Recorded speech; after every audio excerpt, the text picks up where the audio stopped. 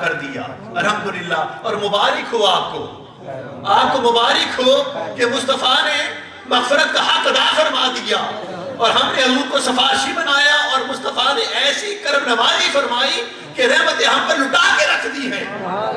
اب اس پر ہم مبارکیں نہ دیں تو کیا کریں، اس پر خوشیاں نہ منائیں تو کیا کریں. اب دوسرا سوال یہ ہے کہ ہم ایسا کیا کریں، ہم ایسا کیا کریں کہ ہماری مغفرت ہو جائے. بھئی ہماری بھی تو کوئی ڈیوٹی ہے نا، یہ تو مصطفیٰ نے اپنی ڈیوٹی پوری کی. اب بطور امتی ہونے کہ ہم کیا کریں، ہمارے پاس ایسا عمل خاص ہو کہ وہ اللہ ہماری مغفرت فرما دے اور نبی کے صدقے میں ہماری مغفرت فرما دے. لوجد اللہ تواب الرحیمہ کے تحت اللہ پاک نبی کے صدقے کے اندر ہماری ہم کیا کریں. اب وہ عمل بھی سنتے چلو بس. اور اس کے بعد مرتضیٰ کو دعا میں یاد رکھنا.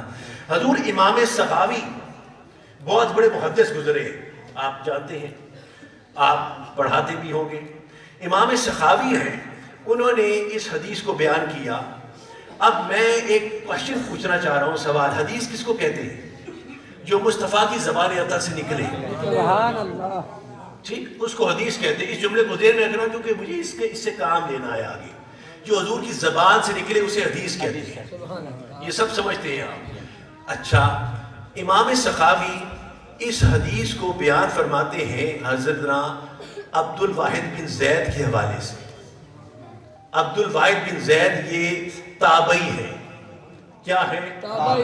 اور یہ امام حسن بصری رضی اللہ تعالی عنہ یہ ان کے تلامذہ میں سے تھے.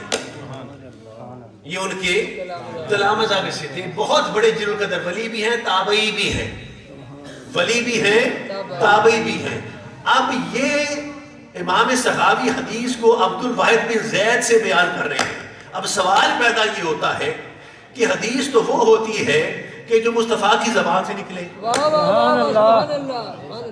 اور یہ بات بیان کر رہے ہیں عبد الواحد بن زید جو کہ اپنا واقعہ بیان کر رہے ہیں. تو ان کا واقعہ حدیث مصطفیٰ کیسے بن گیا؟ ان کا واقعہ حدیث مصطفیٰ. دیکھیں صحابی کون ہوتا ہے؟ جو حضور کے رخ انور کو دیکھے ایمان کی حالت میں اور اس پر قائم رہے، وہ ہے صحابی. تابعی کون ہوتا ہے؟ جو ایمان کی حالت میں صحابی کے چہرے کو دیکھے اور اس پر قائم رہے. تبع تابعی کون ہوتا ہے؟ کہ جو تابعی کے چہرے کو ایمان کی حالت میں دیکھے اس پر قائم رہے. ٹھیک، تو یہ میں کسی صحابی کی بات نہیں کر رہا، میں تابعی کی بات کر رہا ہوں کہ تابعی کا واقعہ حدیث مصطفیٰ کیسے بنا. یہی تو مزے کی بات ہے جس کی بنا پر امام سخاوی جیسا عظیم محدث امام سخاوی جیسا وہ اس کو حدیث میں لے کے آئے ہیں. اس کو روایت اور یا کسی حقائق میں لے کر نہیں آئے، اس کو حدیث کے اندر لے کے آئے ہیں. وہ فرماتے ہیں کہ عبد الواحد زید فرماتے ہیں کہ ایک مرتبہ میں بیت اللہ کے سفر پہ جا رہا تھا. یہ میں بیان کرنے لگا ہوں کہ ہمیں کیا کرنا چاہیے کہ ہماری مغفرت ہو جائے. سننا سنیو سنو اور سینے کو ٹھنڈ ڈالنا سن کر. وہ فرماتے ہیں میں بیت اللہ کے سفر پہ جا رہا تھا تو جیسے حضور آپ جاتے ہیں کبھی عمرے پر تو کبھی ساتھی ساتھ ہو جاتے ہیں، ان سے گپ شپ ہو جاتی ہے، دوستی بن جاتی ہے، سفر کے دوران ہی دوستی بن جاتی ہے. تو کیسے میں بھی ایسے سفر پہ جا رہا تو ایک ساتھی میرے ساتھ تھا. کہتے میں نے عجیب و غریب اس کی حرکت دیکھی، میری باتیں اسے چل پڑی، پر گفتگو کے دوران میں نے اسے نوٹ کیا کہ وہ ہر حرکت پر، یعنی اس نے پاؤں بھی ہلانا ہے، اس نے ہاتھ بھی اٹھانا ہے، اس نے چہرہ ایسے گھمانا ہے، چہرہ ایسے گھمانا ہے، اس نے پلک کو جھپکنا ہے، اس نے سر نیچے کرنا ہے، اونچے کرنا ہے، اس نے اپنے جسم کو ہلانا ہے. ہر حرکت پر اٹھتے بیٹھتے چلتے پھرتے کھاتے پیتے سوتے جاگتے وہ ہر وقت حضور اور حضور کی آل پر درود پڑھتا تھا. وہ ہر حال میں حضور کی ذات پر درود پڑھتا. پہلے تو میں نے سمجھا کوئی دیوانہ شخص ہے، کوئی مجنون ہے، کوئی کون ایسے درود پڑھتا ہے کہ انگلی کا اشارہ بھی کرے تو درود، ایسے کیا تو درود، ایسے کیا تو درود. ہم بھی درود والے ہیں. ہم کون سے درود والے ہیں؟ ہم بھی درود والے ہیں. تو لیکن وہ فرماتے ہیں کہ ہم بھی درود پڑھتے تھے، پر ایسے کوئی درود پڑھتے میں نے زندگی میں کسی کو نہیں دیکھا تھا. تو آخر میں نے پھر بعد میں مجھے خیال آیا کہ نہیں، گوشو ہو سلامت ہے، یہ بندہ ٹھیک ہے، یہ دیوانہ نہیں ہے، مجنون نہیں ہے، ویسے ہی عاشق رسول ہے۔ سبحان اللہ۔ تو میں نے پوچھا بھائی وجہ کیا ہے، تم اتنا درود کیوں پڑھتے ہو؟ تو میرے استفسار کرنے پر انہوں نے بیان کرنا شروع کیا۔ اب اس بات کو ذہن میں رکھیں کہ عبد الواحد بن زید کے ساتھ جو سفر کرتا ساتھی تھا وہ یا تو تابعی ہوگا یا تبع تابعی ہوگا۔ سبحان اللہ۔ کیونکہ اگر وہ تابعی نہیں ہے تو ایک تابعی کے چہرے کو دیکھ رہا ہے ایمان کی حالت میں، اس لیے تبع تابعی ہوا، ٹھیک؟ تو یا تو تابعی ہوگا یا پھر تبع تابعی ہوگا۔ اور وہ فرماتے ہیں کہ وہ شخص بیان کرتا ہے کہ آج سے کئی سال پہلے میں اپنے باپ کے ساتھ اسی طرح سے زیارت بیت اللہ کے لیے جا رہا تھا، عمرہ کرنے کے لیے جا رہے تھے۔ ہم بڑے خوش تھے کہ میرا باپ میرے ساتھ ہے اور میں زیارت بیت اللہ کے لیے جا رہا ہوں۔ ہم بڑے خوش تھے، بڑا مزیدار ہمارا سفر گزر رہا تھا۔ رات کا وقت ہو گیا تو ہم نے سوچا کہ رات کو کسی سرائے میں رکتے ہیں، جو ہوٹلز موٹلز ہوتے ہیں اس وقت کے سرائے ہوتے تھے، تو رات گزاریں گے، صبح پھر دوبارہ سفر شروع کریں گے۔ تو کہتے ہیں کہ ہم رات کو ایک سرائے میں رک گئے، رات گزاری۔ کہتے ہیں کہ کھانا شانا کھایا، خوش گپیوں میں مصروف تھے، اس کے بعد لیٹ گئے۔ کہتے ہیں رات کا پچھلا پہر ہوا تو میرے باپ کا وصال ہو گیا، سبحان اللہ۔ میرا باپ فوت ہو گیا، میرے باپ کا وصال ہو گیا۔ کہتے ہیں کہ جب وصال ہوا تو میں باپ کی چارپائی کے سہارے رونے دھونے بیٹھ گیا کہ میں تو اپنے باپ کے ساتھ سفر پہ حج پہ جا رہا تھا، بیت اللہ کی زیارت کے لیے جا رہا تھا، یہ کیا ہو گیا؟ میں غریب الوطن، یہاں پر میرا باپ میرا ساتھ چھوڑ کے چلا گیا۔ اب وہ میں رونے دھونے بیٹھ گیا جیسے بیٹے بیٹھتی ہیں اپنے باپ کی میت کے اوپر۔ کہتے ہیں ابھی میں رو رہا تھا تو میں نے کیا دیکھا کہ میرے باپ کا چہرہ کالا سیاہ ہونا شروع ہو گیا، کالا سیاہ ہونا شروع ہو گیا، اور سیاہی بھی ایسی کہ جیسے حبشیوں کی سیاہی نہیں، ان میں چہرے پہ تو پھر نور ہوتا جیسے لال حبشی کے چہرے پہ نور تھا۔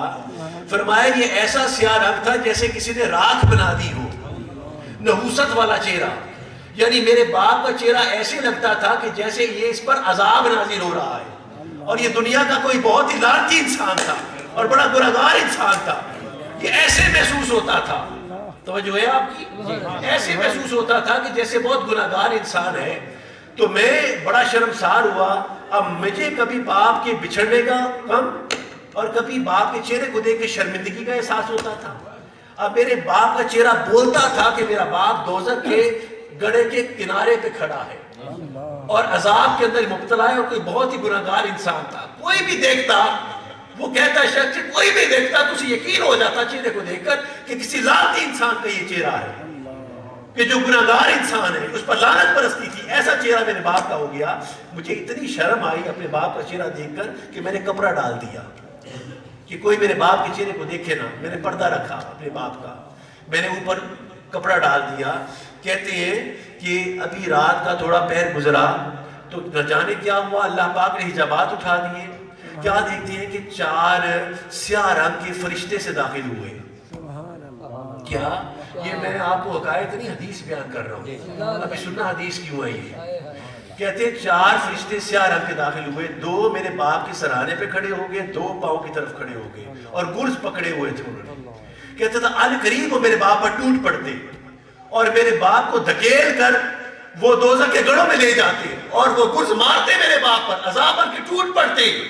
کہتے ان قریب تھا اور میں حیران تھا کہ یہ ہو کیا رہا ہے، یہ ماجرا کیا ہو رہا ہے، یہ کہاں سے آ رہے ہیں سارے۔ کہتے اسی اسنا میں ایک بزرگ داخل ہوئے اور بزرگ کا لباس بھی بیان کیا کہ سبز رنگ کا سارا لباس تھا۔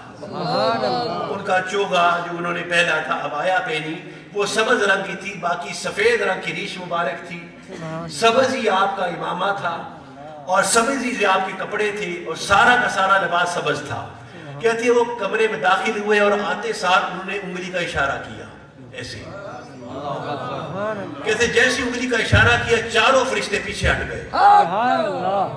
کہتے وہ آگے بڑھے اور آگے بڑھ کر میرے باپ کے چہرے پر جو کپڑا تھا اس کو ہٹایا، اس کو ہٹایا۔ کہتے ہیں کہ وہ شخص کہتا ہے کہ میں حیران تھا کہ یہ ماجرا ہو کیا رہا ہے، کہ کہاں سے فرشتے آ رہے ہیں، یہ بزرگ کدھر سے آ رہے ہیں، یہ ماجرا ہو کیا رہا ہے۔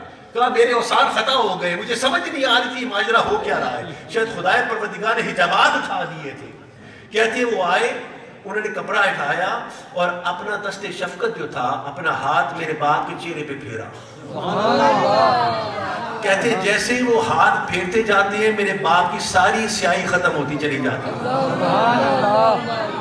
کہتے حتیٰ کہ میرے باپ کا چہرہ روشن ہو گیا. وہ کہتے میرے باپ کا رنگ اصل میں سرخ و سفید تھا، پر جیسے ہی انہوں نے اپنا ہاتھ پھیرا اوپر تو میرے باپ کا چہرہ سرخ و سفید سے بھی زیادہ روشن ہو گیا اور نور کی شعائیں میرے باپ کے چہرے کے اندر سے نکلنی شروع ہو گئی اور مجھے یقین ہو گیا کہ میرا باپ عذاب سے نکل کر جنت کی وادیوں میں سیر کرنے جا رہا ہے. میرے باپ کے چہرے پر رحمتیں آ گئی تھی، میرے باپ کے چہرے پر نور آ گیا تھا اور میں خوش بھی ہو رہا تھا اور حیران بھی ہو رہا تھا کہ ماجرا ہو کیا رہا ہے. یہ پہلے سیاہی پھر نور، یہ فرشتے یہ بزرگ کون ہیں، کہاں سے آئے؟ کہتے میں اسی شش و پنج میں تھا، حیران تھا کہ وہ بزرگ واپس جانے لگے تو میں چھلانگ مار کے کھڑا ہوا اور ان کے پیچھے جا کر ان کی میں نے عبایا کو پکڑ لیا، روک لیا. میں نے کہا اے رب رک جائیے، آپ نے بڑی شفقت فرمائی، میں غریب الوطن، میرا باپ مجھے چھوڑ گیا، میں یتیم ہو گیا، آپ نے بڑی محبت فرمائی کہ اپنا دست شفقت پھیرا اور میرے باپ کے چہرے کی ساری سیاہی دور ہو گئی اور میرے باپ کے چہرے کی رنگت بتاتی ہے کہ آپ وہ دوزخ سے نکل کے جنت کے کنارے پہ کھڑا ہے. آپ نے بڑی مہربانی فرمائی، آپ نے بڑی شفقت فرمائی مجھ پر، آپ نے بڑی عنایت فرمائی مجھ پر، بڑی کرم نوازی فرمائی مجھ پر. میرے باپ کا چہرہ روشن ہو چکا ہے، میں آپ کا شکریہ ادا کرتا ہوں. آپ یہ تو فرمائیں آپ ہیں کون؟ آپ یہ تو فرمائیں آپ ہیں کون؟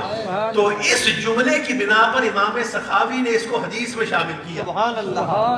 یہ جو جملہ ہے نا اگلا، اس جملے کی بنا پر امام سخاوی نے اس کو حدیث میں شامل کیا کہ جب اس نے پوچھا آپ کون ہیں جس نے ہاتھ پھیرا اور میرے باپ کو عذاب سے نکال کر رحمتوں کی طرف لے گئے، تو وہ آگے سے پکار اٹھے انا محمد رسول اللہ، انا محمد رسول اللہ، میں محمد اللہ کا رسول ہوں.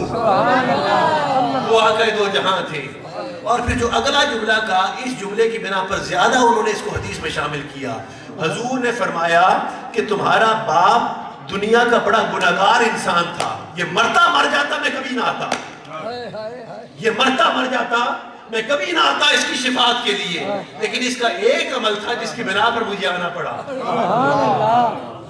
اس کا ایک عمل تھا جس کی بنا پر مجھے آنا پڑا. وہ عمل کیا تھا کہ تیرا باپ لاکھ گناہ ہونے کے باوجود بھی چلتا پھرتا کھاتا پیتا اٹھتا بیٹھتا سوتا جاگتا ہر وقت مجھ پر اور میری آنکھ پر درود پڑھتا تھا. اس درود کی برکت کی وجہ سے آج مجھے آنا پڑا اور میں نے تیرے باپ کی شفاعت فرما دی. اور مبارک ہو تجھے کہ تیرا باپ اور عذاب کی وادیوں سے نکل کر جنت کی وادیوں میں سیر کر رہا ہے. تو صاحبان وقار، میں جو یہاں پر بیٹھا ہوں، مرتضیٰ کا یہ عقیدہ ہے اور حضرت کا بھی عقیدہ ہے کہ ہم نمازیں پڑھتے ہیں، روزہ رکھتے ہیں، زکوٰۃ دیتے ہیں، حج کرتے ہیں، خدا بے نیاز ہے، قبول کرے نہ کرے، پر میرا وجدان یہ کہتا ہے کہ اگر کوئی دوزخ کی آگ پر برسات بن کر کوئی چیز برسے گی تو وہ درود پاک ہی ہے. کہ پرسان عمل پیش خدا کوئی نہ ہوگا، اس رحمت عالم کے سوا کوئی نہ ہوگا، ان کے توسل سے خدا ہی کو پکارو، ان جیسا مددگار دعا کوئی نہ ہوگا. اور خوب نام محمد ہے اے مومنو جس میں نکتہ بھی رب کو گوارا نہیں، خود خدا نے نبی سے یہ فرما دیا جو تمہارا نہیں وہ ہمارا نہیں. وما علینا الا البلاغ وصلی اللہ تعالی علی رسول خیر خلقہ محمد و آلہ و صحبہ اجمعین.